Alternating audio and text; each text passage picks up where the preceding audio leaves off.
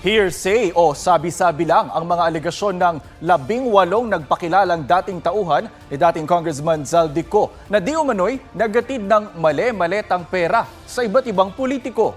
Sinabi yan ni NBI Director Melvin Matibag nang talakayin ng joint affidavit ng 18 sa consultative meeting ng Blue Ribbon Committee ng Gatchalian Block. Limitado lang daw ang alegasyon ng 18 na batay sa kanilang personal na kaalaman o personal na nakita. Ayon pa kay Matibag, walang isinumiteng pisikal na ebidensya ang mga ex-bodyguard kahit binigyan sila ng sapat na panahon para gawin ito.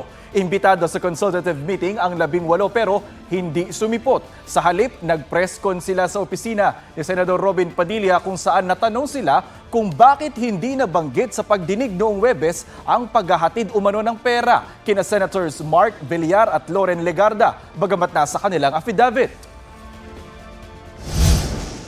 Nakita nila, sir, na tinanggap mismo ni Senator Mark?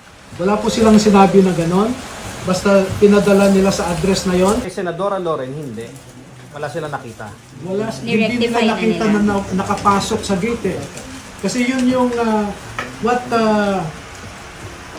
they clearly recalled was that pagbaba ni Zaldico, nagbukas ang gate, pumasok siya, sinara din yung gate daw.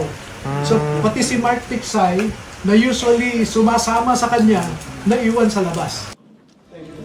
Samantala, naghain si Senador Erwin Tulfo ng reklamong grave oral defamation sa Pasay City Prosecutor's Office laban sa 3 sa 18 ex-bodyguards. Kaugnayan sa alegasyong tumanggap umano si Tulfo ng mali-maletang pera na nabanggit sa flood control scandal hearing ng Cayetano Block noong Huwebes. Nauna na itong itinanggi ni Tulfo. Sa ngayon, wala pang reaksyon ng mga inireklamo ni Tulfo.